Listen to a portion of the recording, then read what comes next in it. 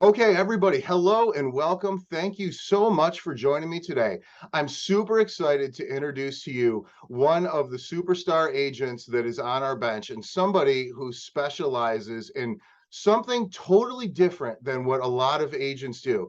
I'm coming to you guys today with Matt Marsoupian, top agent out in South Lyon, Michigan. And Matt, you are a new construction specialist. Is that right? I'd like to consider myself one. Yes, yes. That's actually how I got into the real estate business about 17 years ago. Tell me a little bit about that. How did that different? Because most agents out there and most agents that are going to be watching this, most of us started out in residential resale. And I would say a big majority of us are still spending 95% of our time dealing with those resale homes. Yet we all love new homes. Why do we love them? We love them because there's no repairs. We love Mhm, them because buyers get super excited about them. We mhm. love them because new house smell convinces people to buy just like new car smell does. So how did Yeah, you get involved with that, Matt? yeah, yeah. Actually, if I, it's funny because if I think back to when I was a kid, I remember my parents, visiting new construction communities and walking into a model home and not really quite understanding as a kid, like, wait a second, like this is a house, but no one lives here, and thinking that there would be nothing cooler to sell than a house or maybe a Ferrari, but I didn't know anyone that had Ferraris. So fast forward, I went to Western Michigan University in Kalamazoo, and I was nearing my graduation date, and I really had no idea what I was going to do. I'd majored in business management, and I remember the career fair started coming, where employers would come and visit.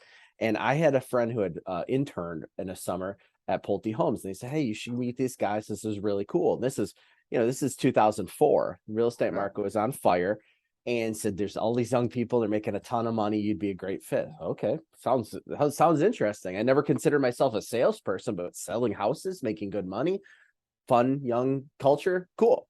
So I started interviewing with Pulte Homes, and it was a pretty extensive interview process because there was a lot of people from around the universities that wanted to get that job. I was fortunate, one of the four that got hired for that class. So right as I got out of college, I didn't know what I didn't know, and got plopped into a new home community with a mentor, Okay. and the rest is history. Great. Okay. So you really fell right into it. And so what kept you with it? I mean, obviously, those first few years, what were the things that really drew you and kept you in the business versus starting to chase out after residential resale? Because we know there's way more used homes than new homes, Mhm. yet you really seem to have found something that drew you in and kept you into that specialty piece. Yeah.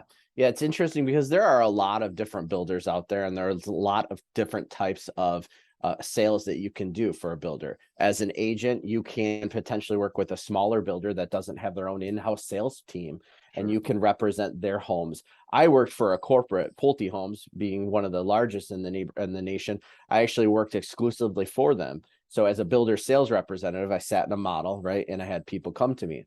The thing is, this was early 2004, 2005. You were basically at the mercy of what the company did to market the community that you were in.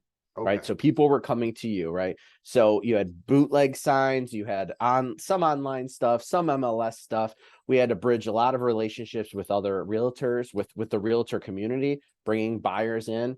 Um, and I just think back then, if I had the tools I have now, I could do so much more active prospecting versus waiting Sure. for people to come to me. That Um, makes sense. I had the unique pleasure of actually having some different experiences in different types of communities. Obviously, different location makes a huge difference, but the product type it makes a big difference as well. For instance, I sold new construction condos and detached ranches in an area that was growing, where people were moving, that were relocating and downsizing. I also had the pleasure of selling, luxury homes in Northville, Michigan, where people were wanting the ideal schools and such.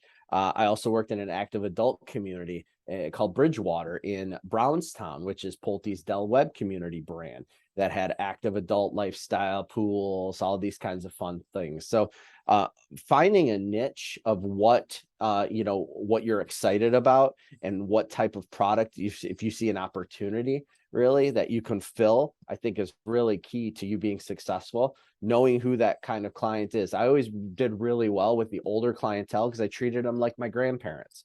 I Sure. treated them like the type of people that I would want to be. But if I was looking for a new construction community to help sell that was a first-time buyer, I'd have to get in the mindset of a first-time buyer. What are their objections? What are they looking for? Where are they moving from? Right? To formulate my marketing plan around them.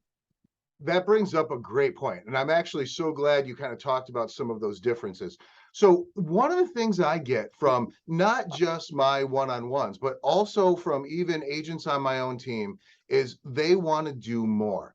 And Mhm. so how does an agent that is making their day or making their way through every single day with residential resale homes, how do they kind of provide value? And I want to ask this two ways because of course obviously, Matt, we all want to be the builder's listing agent. We all Of want to course. have those homes, and but we also know that so many builders sell their own home, and so many, even the small builders, have relationships that go way back. And I've even found so many of the builders are married or family with some of their sales team and that stuff.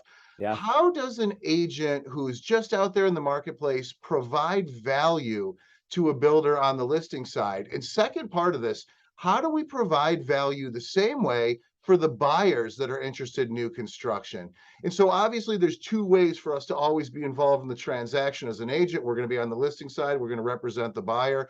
How do we work both of those sides effectively as someone who's not tied in with a builder or inventory to start with? Yeah. Yeah. No, great questions. And you really have to understand that exactly what you said is two separate avenues, right? They can Yes. merge, but you're looking at two. First, if I look at from the eyes of a buyer, how can I be a resource for a buyer? A Yep. lot of agents don't understand new construction, don't understand the process, don't understand the way the builder does things, and therefore they lack value to that buyer. So if that buyer had an agent with them or walked into a sales model alone, that agent doesn't really provide anything extra to them. And in fact, in some cases, the buyer might think, well, this agent's being paid a commission. I could have got that off the price of the home if I would have Sure. not walked in with them. So as an agent who wants to do more business and represent buyers, it's really important proactively, in my opinion, to start relationships with those builders, go Okay. into their sales model, understand their product. What is their community, right? Why, as if you were interviewing for the job to sell it, but therefore, communicating that to your database. Are you running, an ad, if you will, trying to find buyers that are looking for new construction? What is it about that community that makes it special so you truly can add value? Are you understanding the builder's process, right? The way that most builders do things is a little bit different than our general resale world, right? They Yes. use their own purchase agreement. They may use a construction loan. They may just do earnest money deposit and finance it themselves. What does the selections process look like? If you know and ask all of these things ahead of time, you are going to look like an absolute rock star to your buyer, holding their hand all along the way. All right, I want to recap that for a quick second because you've brought so many great points and they came one after another after Yeah. another. So if you're out there watching this right now, if you're taking notes, if you're saying, hey, how do I start my business? How do I kickstart it into that new construction? What I'm hearing you say, Matt, is that to provide that value, we want to be really educated on a few different things from our local builders specifically. We want to be really educated on inventory. It sounds like we really want to be educated on the process, and we really want to be educated on the advantages of the product each of the different builders are selling so that we can explain that in to our buyer and help them gain knowledge of the start to finish process of selecting and then completing that purchase. Exactly. And all of that requires you to do the research up front, to build that relationship with the builder sales rep, should they have one. Go to the model, speak with the builder, research their website, ask them what's in the pipeline, what kind of communities do they have coming up, what communities are they currently building, how many homes are left, what's the timeline for them to build something if you bought dirt today, right? For you to understand all that, be a student, and therefore you will be a proponent of that community, and you will be someone that they want bringing buyers in because they know that you're going to help the process and actually make it easier and smoother for them. Absolutely. One more point in there that I think is so important too. Once you've been through that process with those buyers and they know you have expertise when it comes to resale in that neighborhood, and we know so many buyers will sell their home in 2, 3, 4, 5 years, could even be sometimes a long term for new construction homes. So we know that a lot of listings can come right behind those new construction sales within the first few years as well. Everybody wants to have farming as part of their real estate business. This is how you become a farmer at the beginning of a community.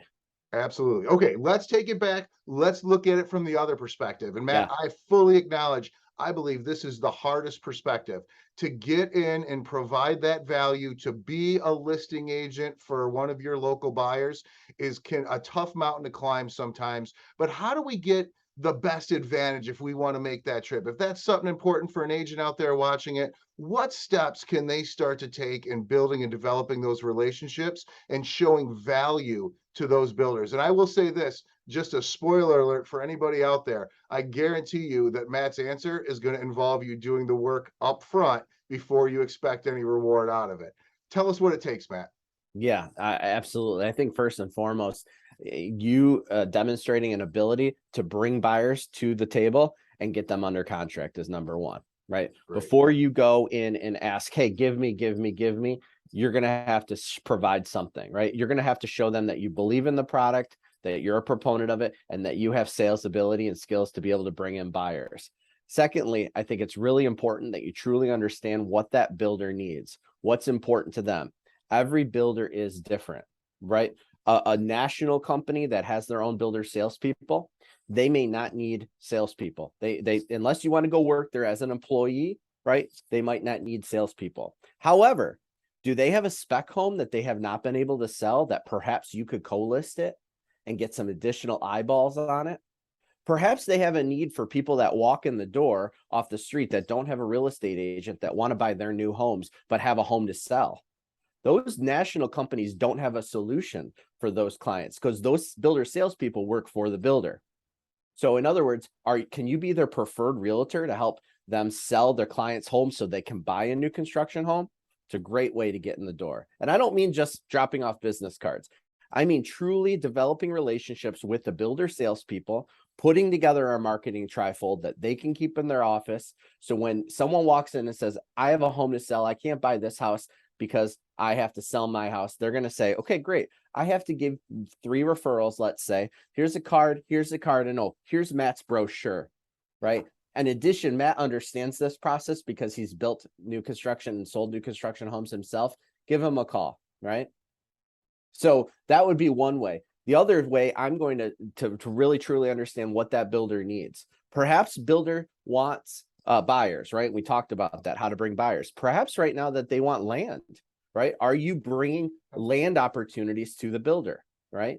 Are you bringing, hey, there's this piece I just noticed, I think it'd be a really great location. I heard so-and-so selling. Would that be something you're interested in? Again, leading with contribution, basically by saying, I'm going to help you, right, get what you need. And then therefore we know it's going to reciprocate and potentially they're going to give you the opportunity to list those homes. So it's really about finding a problem and solving it, whether it's for our buyer or whether it's for our builders. It sounds like the more we look for problems in their process and help them on their journey through that process, the more value that we're going to bring as an agent on the listing side or the buy side. Yeah, absolutely. I think we have to remember that the builders are the ones that are building the home well, right? They're the guys in the boots, the women in the trucks that are building the houses. We are the sales professionals, right? Sometimes they don't understand it and they want to blur those lines and do it themselves. We have to make them understand that we are a professional that we're going to do, just like when we in our real estate business have a lender, have our title, have our inspector. We want to be a part of that builder's team. So we are professionally the salesperson to be the forefront of their vision for their company going forward. That makes sense. And so it sounds like too, when we start to look at the big builders versus the small builders, to me, it would seem there's a lot more opportunity for us to provide value for some of those small builders because they might not have the internal structure or systems to do that for themselves. I mean, I think a lot of times my experience has been with the small builders, all eyes are on completing the house in a quality way and making sure everything is efficient and keeping everything clean and moving on to the next home. A lot of that focus doesn't come into that sales process. What are a few action steps, Matt, that we could take specifically for those small builders to give them that value up front and to really be able to help to build that relationship and set ourselves apart from those people that just want to drop off a card or a plate of cookies or all the little typical things that we see within the industry? How do we go above and beyond? How do we take it from an 8 to an 11? Yeah, that's a great question. I think one of them is recognizing that some of these small builders that you're talking about, they don't even have a model. They don't have, a sales center. They don't have a design center, right? So what I love doing is just being able to pick up the phone, sometimes connecting on LinkedIn, connecting on Facebook, simply saying, I'm a real estate professional. From what I've seen, you guys build amazing products. I would love to learn more about your business. Can I buy you coffee? Can I buy you lunch? Just getting in the door to start that relationship and then having the conversation of what is the vision for your company, right? Perhaps it's father and father is sunsetting his career and son's taking it to the next level. Where do you want to go? What type of homes do you want to build? How big of communities, right? How can I be a puzzle piece in that to help you make that happen? The agents that you see that are are representing some of these builders that are medium and large size, they started with those builders when they were just boots on the ground, right? Pickup truck and a small operation. And then they help build them together, right? That's what you have to think about is who is the age or who are the builders right now that are building onesie twosies, right? You saw a really pretty house that you saw that looked phenomenal, right? How can I would feel comfortable and excited to sell that. How can I get in business with that person or at least start a relationship? It's no different than everything that we do in terms of starting a relationship from day one. That makes sense. And Matt, I'm loving this information. I think you have a ton of great stuff coming out here. So let me ask you one more piece, and I'm going to Yeah, extend this a little bit, and then I'm going to shift us directions a tiny bit. sure. How does a agent, if we're going to be in the marketplace, and I want to start to create a list of who's active, and now I'll tell you, at least when I've done this, and we've gone through an evolution on my team of identifying who's active out there as a builder and really trying to build our list, and it can be tough at times.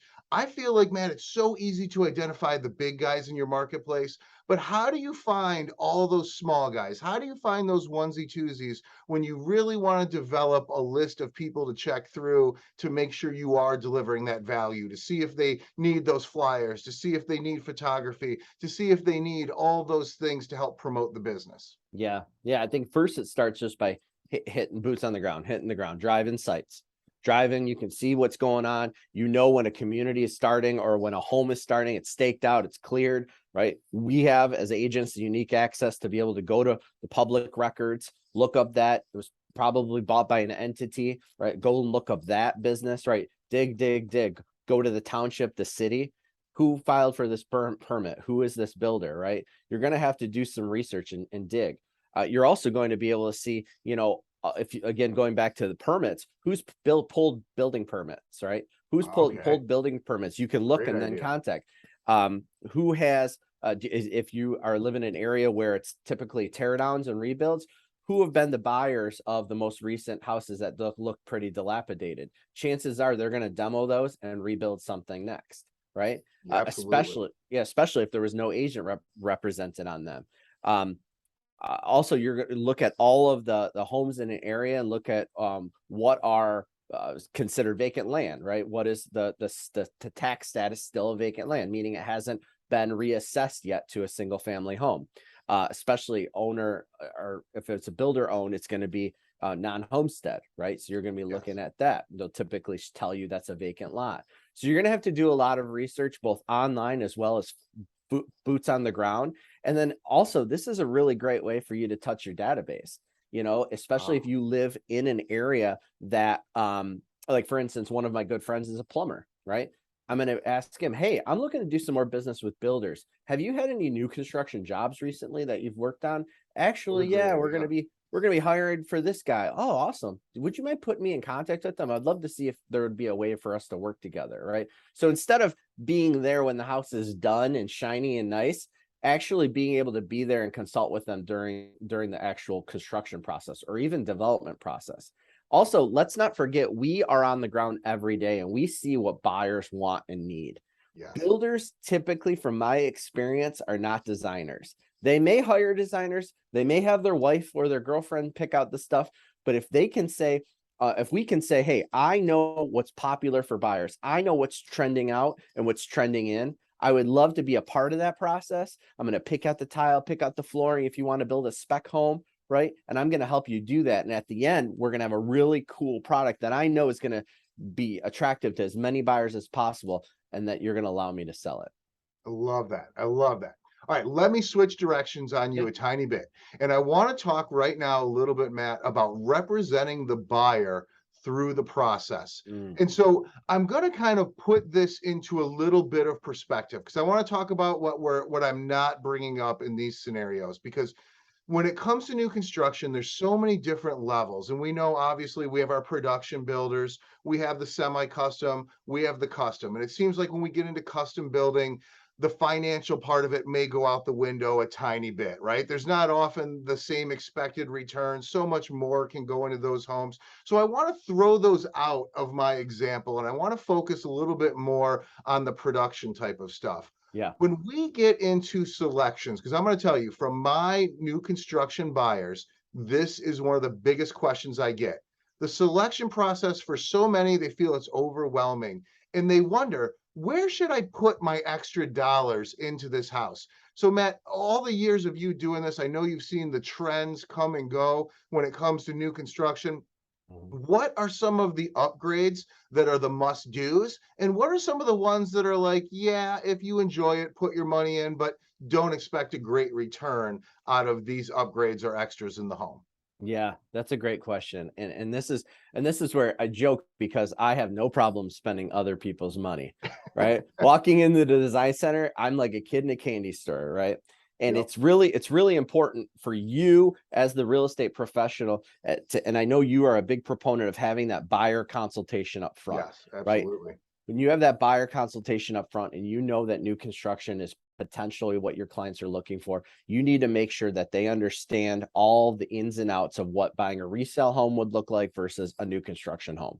What I Yes. mean by that is typically new construction homes are going to not have things included that you would have with a resale home. Therefore, your buyers have to budget accordingly. Now, there's some things that they can put into the price of the home and therefore finance, and there's going to be some things that are outside of that. For instance, many new construction homes don't come with sod, sprinkler, landscaping, patio, or deck, right? Those are going to be cash money things that a buyer is going to have to put out.